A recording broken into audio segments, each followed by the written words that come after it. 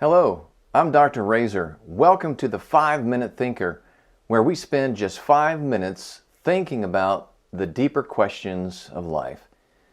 Mental health. There is a lot of talk today about this issue, and rightly so. There has been a drastic uptick in cases of depression and anxiety in the last decade or so. Numerous reasons have been offered for why this increase has occurred, from our way of life all the way to interesting conspiracy theories. But mental health is also a concern for thinking clearly and doing philosophy well. Oftentimes, but not always, mental health is caused and or influenced by false patterns of thinking or believing something incorrectly about reality. Thus, if we want to think better and therefore make better decisions in life, we need to clean up as best as we can our mental health, which means we need to identify those false thought patterns and beliefs. Although I am not a psychologist or a licensed counselor, there are numerous thought patterns that are well known that lead to poor mental health. Let's just take a look at 4. First, all or nothing thinking. This is when you view things in stark black and white categories. For example, if you were to say every Democrat is wrong about everything relating to government just because they're a Democrat. It reminds us of the phrase Anakin Skywalker had in Episode 3. If you're not with me, then you're against me. Another type of thought that is poor for mental health is mind reading. This is arbitrarily concluding that someone is reacting negatively to you, and you don't bother to verify if it's true or not.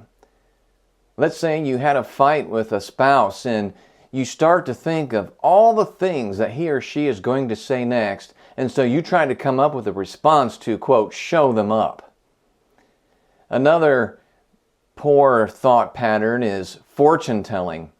This is when you anticipate that things will turn out badly and you feel certain your prediction is true. For example, maybe you had a bad Monday and so you conclude that, this whole week is going to be bad. Fourthly, emotional reasoning. This assumes your negative emotions are necessarily a reflection of the way things really are.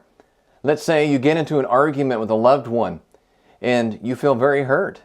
And so you reason from that your loved one no longer cares for you. All of these types of thought patterns and much more are detrimental to mental health, which leads to poor reasoning and poor thinking.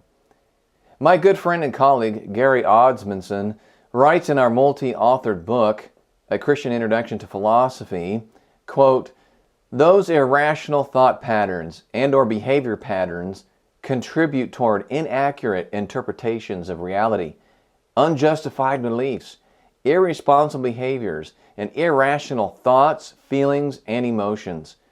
Unless we learn how to discover those culprits, our psychological well-being will suffer and our ability to get to truth weakens." If you struggle with mental health and these false thought patterns, I encourage you to find a good Christian psychologist or counselor who can help you overcome them. There's no shame in admitting these difficulties. Shoot, I did, and I still see a counselor for some of these issues. And there are millions of people who suffer from poor mental hygiene. So do yourself a favor. Make good mental hygiene a priority. Only then will seeking and obtaining truth be much easier.